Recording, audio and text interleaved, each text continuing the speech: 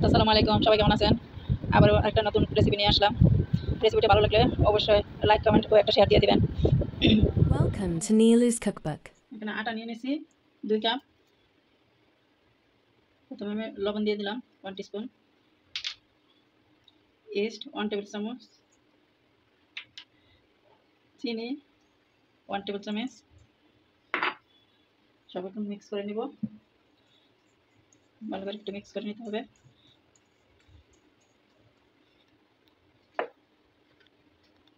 এখন আমি তেল দিয়ে দিচ্ছি 2 টেবিল স্পুন। আবার মিক্স করে নিব।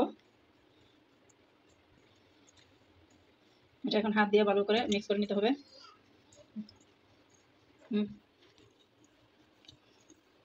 এই যে এগুলো ভালো করে মিক্স করে নিছি, এরকম হয়ে যাবে মিক্স হয়ে। এখন আমি দুধ দিয়ে দিচ্ছি।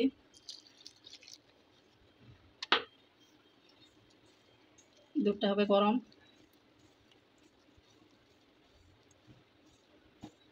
এখানে 1 কাপই লেগে যাবে। আমি 1 কাপ দুধ নিচ্ছি, 1 কাপ পলি দিয়ে দিলাম।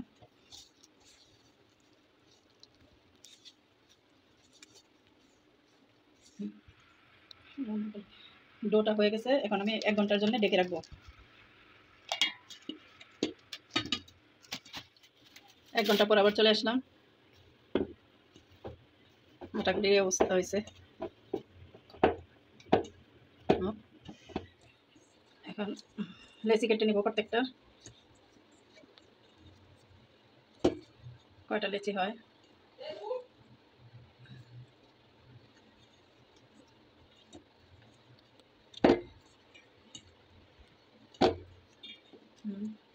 ছয়টা লেচি হয়েছে।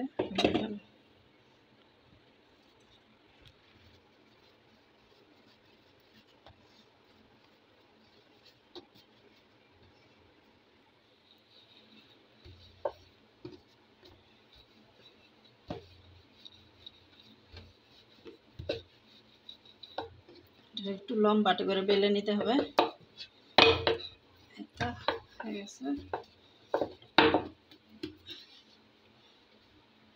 এখন এটার ভিতরে বাটার দিয়ে দিচ্ছি।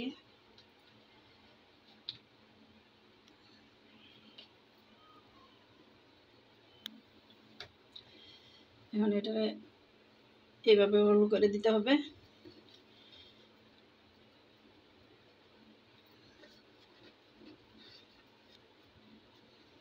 এটা ভালো করে লাগাই দিতে হবে যাতে খুলে না যায়।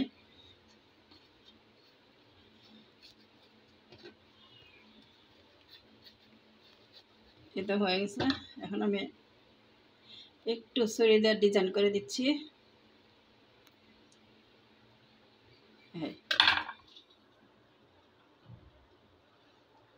সবগুলো বানায় 10 মিনিট রেস্টে ছিল।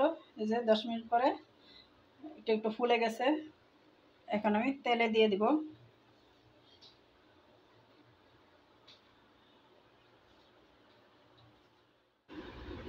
তেলটাকে আমি মিডিয়াম লো হিটে গরম করে নিচ্ছি। এখন ব্রেডগুলো দিয়ে দিলাম। সবগুলা ব্রেড এক এক করে দিয়ে দিচ্ছি।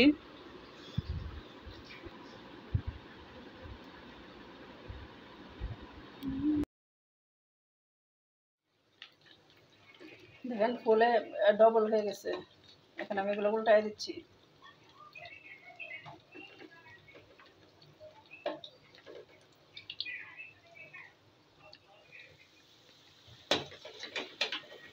এই তো হয়ে গেছে।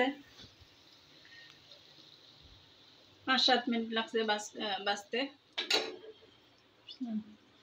তো রেডি হয়ে গেছে। এখন একটু বাটার মিক্স করে দিচ্ছি, ব্রাশ করে দিচ্ছি এগুলির সাথে।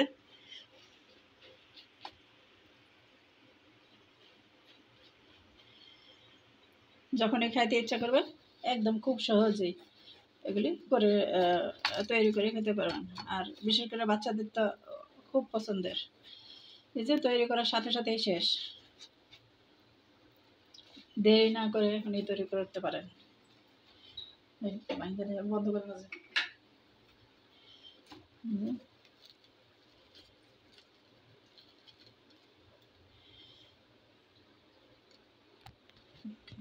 ছবি উঠেছো?